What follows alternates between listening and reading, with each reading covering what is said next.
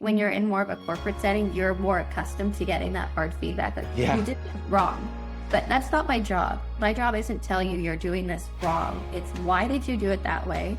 And let's think, are there other options that you could have used to do something differently? And then I can teach you a way that I would do it. But it's not my job to tell you you made the wrong choice because you have the context of the situation. I'll never be in your shoes, and the way you interpret something is going to be different than the way that I would. And so I always try to keep that perspective that every single person is different, but making sure they have the options and the tools in their tool belt to make the right calls that they feel in the moment.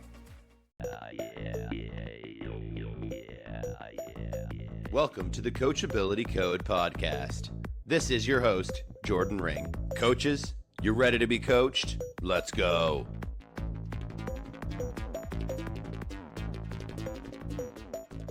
All right, everybody. Thanks so much for joining us on the podcast today. Today I have, as always, a special guest, but one that I'm very excited to chat with.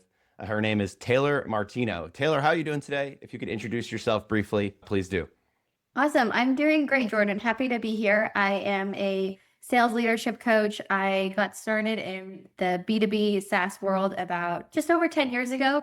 Made my way as a seller and quickly made my way into leadership. And that's where I really found my love of coaching, mentoring, and guiding other people to not only have success, but be more successful than I was in that role. And I think having seen light bulb moments go off is just something I'm so passionate about. So happy to dive into that conversation today.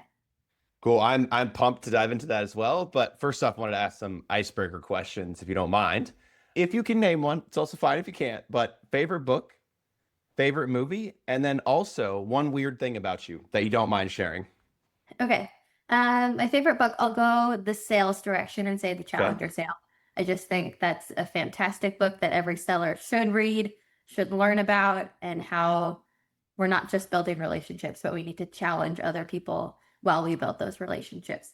My favorite movie, I have to be honest, I'm not a super big movie watcher, so this one is a little tough. It's fine. It's got to be a rom-com, probably Friends with Benefits. Okay, nice. That movie is hilarious. I love Mila Kunis and Justin Timberlake. So I'm going to say that one, but I'm not a big movie person. Okay. And a weird thing about me, I'm a dual citizen. I'll say that. Oh, nice. Yes. In the US and where? Canada. Cool. Awesome. Yeah, I will say I don't mind admitting I love rom-coms. My wife and I watch them kind of all the time. Once in a while. But I like watching them, so it's fun. You know, they're not the greatest, but I'm gonna change my answer and say it's Just Go With It. That's a great movie. Okay. Who's in that one? I don't think I've seen that one. That's Jennifer Aniston and the guy that just did Happy Gilmore. What's his name? Adam Sandler? Yes. Adam Sandler. Okay. Yes. Yeah, that one actually, him and Jennifer Aniston sounds familiar, but it would have been like a while ago that I saw it. Not sure. They always play it on TV. I have no idea why, but it's always on TV for some reason. Yeah, I love those movies that are just like, if you turn the TV on, they're pretty much always on, right? All right, cool. So you answered a little bit kind of about what you do, but if someone came up to you and said, hey, Taylor, what do you do? Just that basic question, how do you answer that?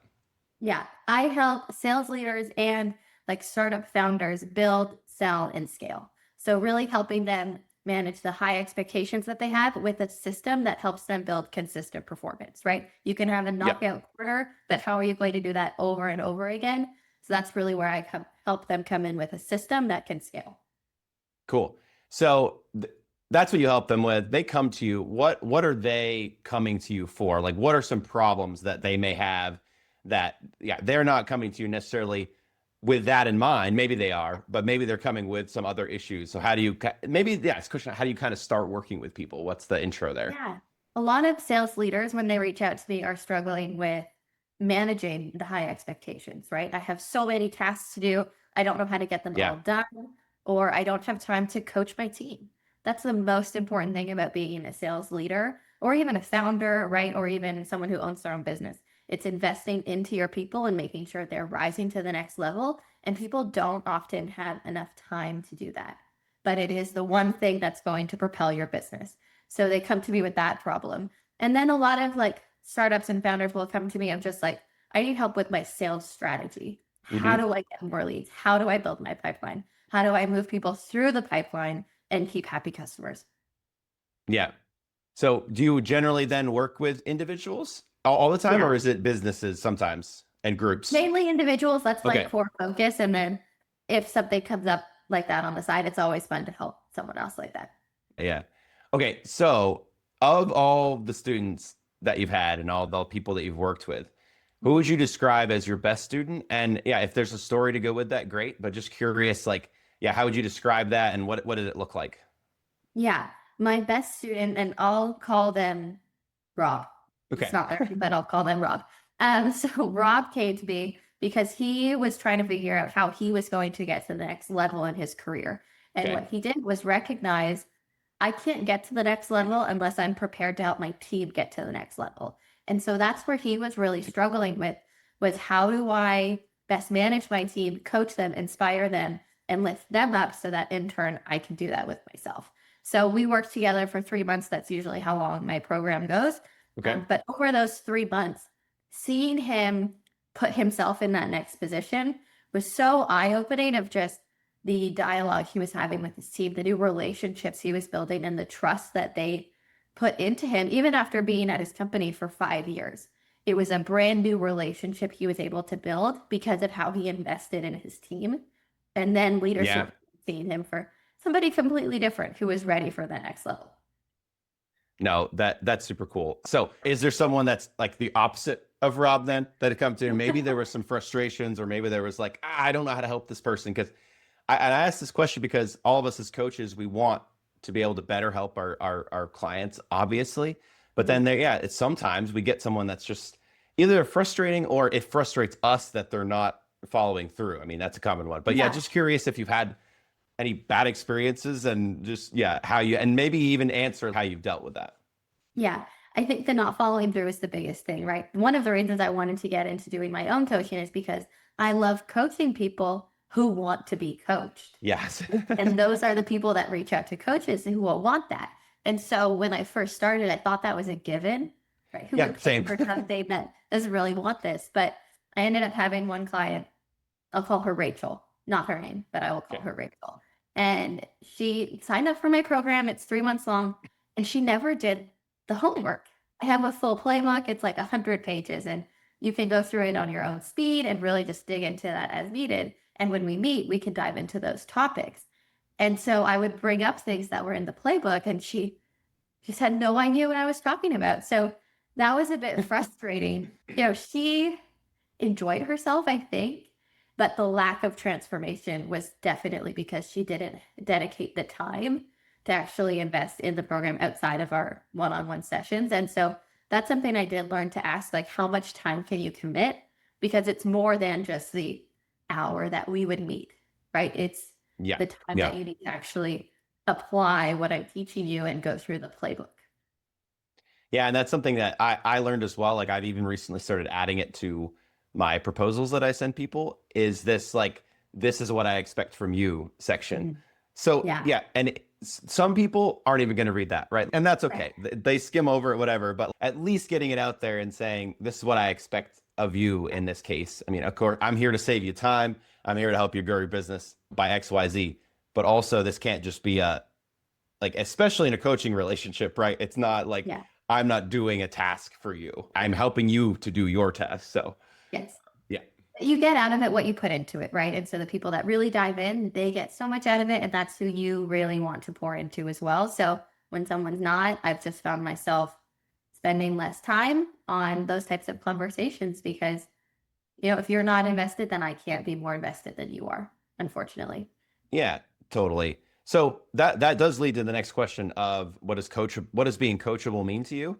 And it just made me think again of like Rob, what was it about him that was so like, oh, this is someone who's going to get it done, is going to follow through, and of course it makes our lives and jobs easier and better, right? But yeah, curious about that question for you. Yeah. Coachable is something that I've always looked for, whether that was in my corporate role or in this role, but I grew up as an athlete. So being Hmm. coachable is something that you had to do. I got feedback from my coach after every single dive that I would do. And so you learn over time, hey, they told me to do this. I need to try it, whether it works or it doesn't, right? Whether it's better or it's worse, I need to take the feedback and apply it because I trust you as my coach that you're going to set me up for success. And so that's what I see Coachable as, even in the business world. If I give you a framework to follow, or I give you a different strategy to use, will you go and apply that to the best of your ability, even if it doesn't work? And then come back and we can work on it again, right? You're not always going to execute perfectly when someone gives you feedback, but it's the willingness to try. That's what I look for. Yeah, and we've talked about this on some of the other episodes as well, but I find it so fascinating. You can speak to this too, definitely with your background, but we think of athletic coaching and it's so standard for us, right? Like we know if I want to learn something in athletics, I need to go to a coach and I'm going to kind of follow their direction because I don't know what I'm doing. Right. But then it's so interesting when you think of coaching in other areas like sales coaching, business coaching, leadership coaching. It's a different world. And I think things are changing. I think people are starting to understand it more as a regular thing. But I'm curious with your work there compared to the athletics, do you see a similar, I guess the question is like, yeah, do you see a similar vein of it's harder for people to understand that part of the coaching or comparatively? Yeah. I think it's so much harder. And I'm one of those people that it was so much harder to grasp. I had a coach for 13 years when I was a diver. I would never imagine diving without a coach. That was the most important thing to my success. Then when I started selling, that thought never crossed my mind. Why would I ever get a sales coach? I only got a coach, I want to say 8 years into my career, and then realized I should have had a coach this entire time, because you do have a manager. And I think that's where people confuse the two. You have a manager that should be coaching and training you. But like I said earlier, they probably don't have the time, and they might not have the experience or like the mindset or the approach that you click with. And that's the most important thing. Can you relate to and resonate with your coach? And so I do think you're right that it is shifting, but that took me almost a decade to learn. And I was someone that had a coach my whole life. So if it's that hard for me to grasp, I have to give grace to other people who haven't figured that out yet. No, 100%. And I would say that for me, myself, I only realized that last year when I got a health coach. And then I even worked with a style coach as well. I started to become like more like, oh, I want to get coaching in all these other areas. Right. Whereas like playing sports growing up and even in my adult life, I play paddle a lot and I have a coach for paddle. Like that was so like, I would never think that I could go and learn paddle without some kind of direction or but then with this other things like, oh, I can figure that. I don't, who needs a health coach? People don't do that. It's very helpful, obviously. So anyway, I just think that area to me is fascinating that I hope that it's coming, people are understanding it more and that the work we do is kind of helping that, hopefully, you know? Yeah. Like I got a business coach when I started this business, and I could totally admit I would have had absolutely no idea where to even begin if I didn't have someone I could trust that could help guide me. And I still have one. And I think I will for a very long time, because if you're not investing in yourself, it's almost like, how can you expect other people to invest in you along the same lines? I mean, that really honestly answers my next question, but you can elaborate a little bit. Like I always ask people, what areas have they been coached? So I'd be curious, even in that business coaching, what led you to that decision, and even for your own thought processes of, okay, I'm going to hire a business coach. Like what was going on for you that led you to that? And then also, how has it helped you become a better coach for the people that you work with now? Yeah, I was in my corporate job and I was starting to think about, okay, I want to go and be a sales leadership coach. I want to go out and do that on my own.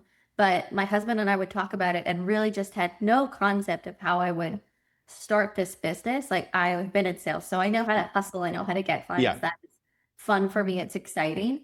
But the whole strategy behind that. So how do I build a business? I didn't know. And so I was lucky enough to see this girl on LinkedIn and started resonating with her content there. And so over time, I went to one of her workshops. She put on a 3-day live session. And so I joined that and I was able to get some core takeaways, but I knew, okay, I got these takeaways and those are going to be so helpful. Imagine what would happen if I got these takeaways for 6 months or 3 months, whatever it was, right? Yeah. If she can do so much in 3 days, I can really build my business if I have her guidance the whole time. And so that really helped me make that investment. And so, yeah, it is an investment to have a coach. But if I didn't make that investment, I would be investing all this time and money into myself going nowhere. So it's like the pros and cons that really helped me make that decision, because I knew what I wanted. I had a very strong goal of what I wanted to accomplish. And when I met with her, we could really resonate on that's where she could take me. And so trusting that the coach can get you where you want to go, that was That's a big. big one. Yeah. Yeah, I mean that last piece, what you said, I mean, I love that. It's such a big one. If you can have trust in that coaching relationship, yeah, and I only imagine that's helped you. And that's helped me too. Like doing it myself last year, and then having that experience. Like, okay, I'm learning from the people that are coaching me on how to become a better coach myself because they're holding me accountable because of what they're giving me and all those just amazing resources and help. Yeah. Yeah. Like learning how she built a successful business, Yeah, right, was exactly what she was teaching me. So how can I take that, apply it to my specific area of expertise, like industry and who I'm talking to? But knowing, okay, this is how she holds her conversations. This is how she sets up the extra work. This is how she fosters community. Like those were all things that I could learn from, whether I wanted to copy them identically or take them, critique them, change it up, put my own spin on it. It was helpful in guiding me along to be pathway to that end goal. And probably looks like this, yeah. nothing I mean, straight that's line, normal. but we are where we said we were going to go, which is exactly what I paid her for. Yeah, I know. I love that. I think yeah, it's so helpful to be in that yourself. Yeah. Yeah. Answer this. When someone graduates your coaching program, what qualities did they possess to help them get through that beyond the coachability? We talked about that a little bit, but what's helpful? I guess we already talked about coachability, trust. Maybe if there's other ones there. Yeah. Confidence, that's a big thing for sales leaders, especially people I work with are generally newer. They're rising, hitting the next level in their leadership. So this is a big thing we work on. Clarity, that's another one for me. That's one of my pillars. So do they have the clarity, what they need from their team? Do they have clarity from leadership? Do they have clarity in who they are as a leader? Do they know Yeah. they show up every day? So we focus on confidence and clarity. Those would be two other big ones I'd add. No, those are great ones. How individualized are your programs? And I always just because every person that comes to me is a little bit different. People have asked me, Jordan, what's your process for book coaching? What's your process for writing? It's okay. I can share a basic process, but for me, it's such an individualized journey that people go on. And I'm always curious in other industries, like is that similar? Like, is it so individualized or are you able to generally follow the process? I'm curious. So I think that's twofold. And I think this is a great question. I've never really answered that out loud before. But my playbook is a standard playbook. So I have it with all our different sections. So when they sign up for my program, they know exactly what they're getting and the path that will follow to give Okay. them the skills that I have said. If they do the work, this is what they will get. So that ensures that we follow the strategy. They can implement the system that I'm teaching them. Whereas our one-on-one sessions, those are a complete free-for-all. They go all around the block. We could talk about the system. We might talk about the leadership challenge they're having that day. It might focus on one theme of how do I better coach the whole time, right? So those are all very individualized, just pure coaching sessions. What do you need from me and how can I help you? Whereas the workbook is the system. It's very clear for everybody. Cool. Now, when it's time in those situations, when it's time to give people feedback, how do you go about that?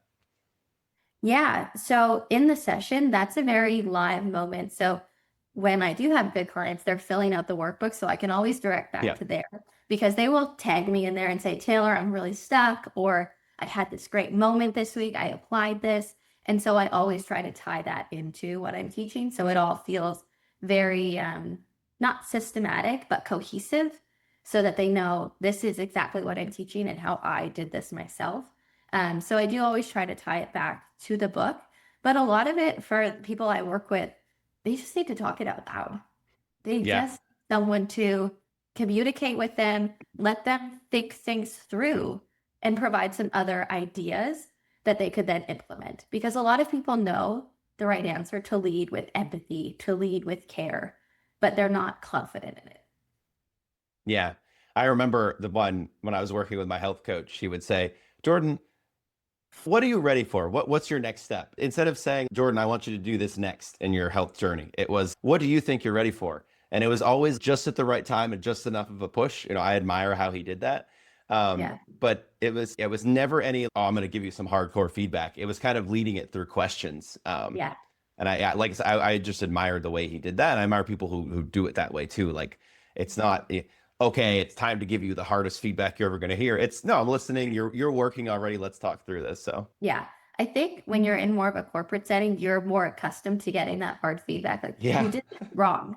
But that's not my job. My job isn't tell you you're doing this wrong. It's why did you do it that way? And let's think, are there other options that you could have used to do something differently? And then I can teach you a way that I would do it. But it's not my job to tell you you made the wrong choice because you have the context of the situation. I'll never be in your shoes, and the way you interpret something is going to be different than the way that I would. And so I always try to keep that perspective that every single person is different, but making sure they have the options and the tools in their tool belt to make the right calls that they feel in the moment. yeah. And I think like having that empathy is something that's so cool about what we do. And I say that because if you're coming from a corporate standpoint, like you said, you're used to this more like not aggressive feedback necessarily. Yeah. Maybe sometimes it is, but it's like, here are these things you need to change. And I Yeah. think some people, and I've heard this even through people that have worked with me, especially with editing, some people come in that they're so fearful of me going through their manuscript and saying that everything, like maybe everything they did was wrong. Whereas I'm just coming in, I'm trying to help you. And of course, we're trying to make the book the best it can be. But there is that natural fear there, I think people have with just feedback in general. And I think that's just there's so much we can do as coaches to hopefully eventually change that fear around as things change and as people understand it more. Um, Yeah. And that's a big thing yeah. that I have to work on with my sales leaders because they turn around and go give feedback to their team. So almost teaching them, how do you want to receive feedback? Okay, do you know how your team wants to receive feedback? Like each individual person, and teaching them that it doesn't have to be aggressive. You did it or you didn't. And sales is very cutthroat. You know if you hit metrics or not, but how can we apply, a human aspect to that? Okay, what happened? How can we get better next quarter? Like all of those softer questions that support and inspire at the same time as hold accountability. I really like that mix, support and inspire and hold accountability. That's really good. I love that. That is Yeah. so powerful. That's really important as part of my program. That's really important as to, I would say, who I am as a person, Yeah. that you need to be able to motivate and inspire people or they won't want to follow you. That is what it is. But supporting and inspiring doesn't have to come at the cost of being lenient and being okay with missed targets, right? So we do have to be empathetic and hold people accountable because you can't have a team that only hits 50% to goal every month. Nobody's going to feel inspired, right? So how Yep. do we Yep. hold people to the right standard, support them, cheer them on, but make sure that when they do slip, they know that that's an expectation that they need to pick it back up. Yeah. Okay, so I have a question that's kind of like on the side, but I know coaches are very interested in this. And you talked about the business development coaching a little bit. So I'm curious how this fits in there, but what have you done that you found successful for growing your coaching business? Yeah, I'm honestly really big on LinkedIn right now. Not really big in terms of like I'm a big creator. I mean, like Yeah. I spend a lot of time on LinkedIn, so I Okay. don't want that to come across the wrong way. I spend a lot of time on LinkedIn communicating with my network, right? So you can have a million connections, but that doesn't matter if they don't know who you are, right? So I do try to spend a lot of time in the DMs just communicating with people. And I say that in a way that's not pitch slappy, right? Like Yeah. I'm just trying to have conversations and I know the world that they're in. So I can have a conversation. How are things going for quota this month? Like, where are you guys at? How's pipeline look? And so you can have a real conversation. And I've actually gotten a few messages being like, thanks so much for not hard pitching me because I know you're a coach and you could have done that. Yeah. But those people, the 3 people in the last month that have said that, have come back and wanted to work with me. So I'm playing the long game on LinkedIn, which some people, they just need to get it out there and try to grow, grow, grow. But I don't think that's your long-term strategy. I think you do have to just be consistent, show up as you are, let people know you, get to know them, have coffee chats. But that's really where I've invested my time is LinkedIn comments and DMs to get to know people and be less pushy on getting them to buy from me.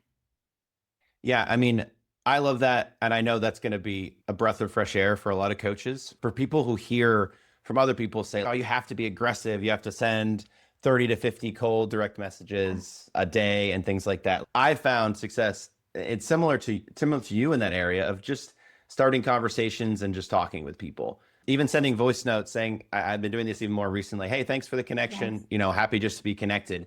I don't even Yeah. need to offer them anything right away. Sometimes I offer a free copy of my book if I think they might be interested in it, but I Yeah. don't want to come anywhere near the pitch slapping because people are sensitive to that. And I get annoyed by that, right? So like, Yes. Right. I don't want you pitch slapping me. I hate it and I'm not yeah, going to respond. And yeah, so I hate it. How could I go and do that to somebody else? And I do think people are so sensitive to that right now. If you are pitch slapping them, they'll probably just remove your connection at this point because they don't want it.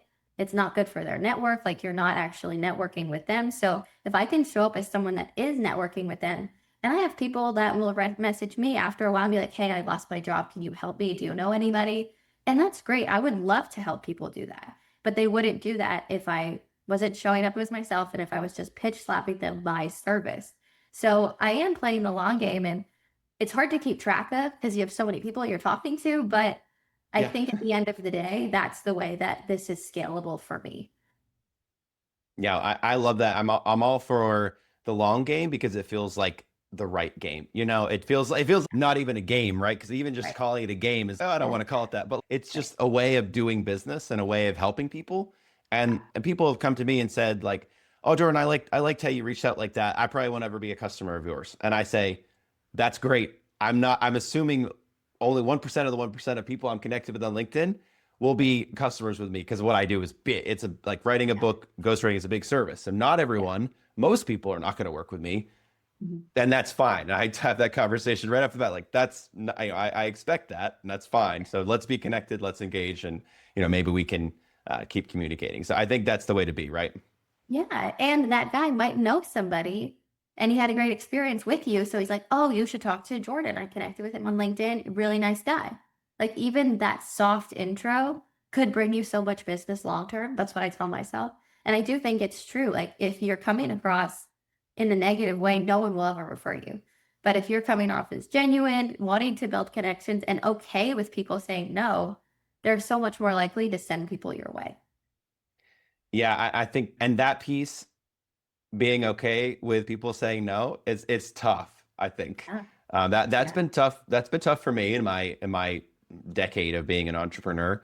But Yeah. yeah, the only advice I have for that is you just kind of have to get used to it. Get used to it. And what you said, like maybe you didn't say this, but I was thinking about this. If you're getting no's from people, that means you're having more conversations, and hopefully it means you're having other good conversations too, right? Yes. Yeah. I would always apply the sales mentality to this. Like, you have to get so many no's to earn your first yes. Like, you have to. And it's every yes after that. But if you're not getting the no's, then you'll never get a yes. Not everybody will be the right fit. And you shouldn't be saying yes to everybody either. They have to be the right client for you. So we all have to get comfortable saying no and hearing no. And like being in sales for so long, I still don't like rejection. I don't Yeah. think that feels good. It's very difficult, but it's the skills you have to learn of how do I overcome that and not let it knock me down and be able to get right back up and keep going. That's the skill I think you need to learn, not being okay with it, but how do I overcome it is the really big thing. Yeah, exactly. And I was like, my wife always reminds me, she's like, oh, you need some business? She's like, yeah, you need some more no's. She's like, you need that rejection so that you can get the Right. next one. I'm like, oh, you're so right. And I Yeah. wish that didn't have to be true, right? But Yes, so do it I. is what it is. And it's part of it. Okay. Yes. So last couple questions here. Taylor, thank you so much for all of this. I love all this. This is so good. What is your soapbox that you love to stand on? If you love to stand on it, and feel free to share anything about coaching, anything about sales, anything that you do that you just want to like, oh, I got to tell people this today. This is so funny. I was just telling someone that I have a soapbox on this, and now, when you have so many soapboxes, like there are so Yeah. many things I could rant about all day. Okay. My one soapbox is on LinkedIn DMs. Yeah. Okay. Don't ask me about my service to sell me your service. I hate that. I think that Mm, is really schemy. And it's gotten me a few times where they want to like sell my course or something like this. It drives me up the wall. That's not the way to start a relationship. It goes back to just what we were talking about, though. Be in my DMs and get to know me. Let me know what you're doing because it's hard to know what people do based on their taglines right now. Everybody's is something different. Mine's not that clear either. But if people don't know what you're looking for, I think that's a really bad way to start the relationship. And the way you start the relationship is the tone that they'll have every time they talk to you. So I really don't like that. When they ask me, what do? I tell them, I'm like, oh, this might be a client. Great. And then they sell me something. It drives me off the wall.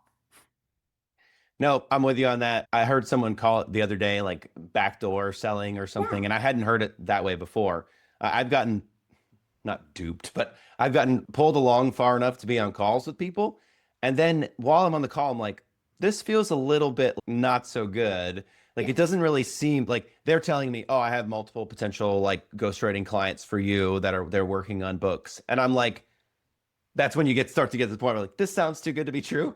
And Yes. then they turn around and say, okay, I have something to offer you. And yeah, I like what you said there, like how you start the relationship is how it goes. And I think oh man, I just wish that could be outlawed, because it's hard to tell, and because it preys on the fact that we want leads, right? Like, of course we want leads, and when someone comes in and says, "I'm interested in your services," pretty much straight up like that, but isn't really. Ooh, it's rough. Yeah. I wish there was something That we could one do is about that. really irking my gears right now. And I'm starting to change how I respond to those people, but I need to be cautious because what if it is real? And so then you get on this defense mode, not sure what's going on. So I haven't figured out the right strategy to deal with it, but I just think it's wrong.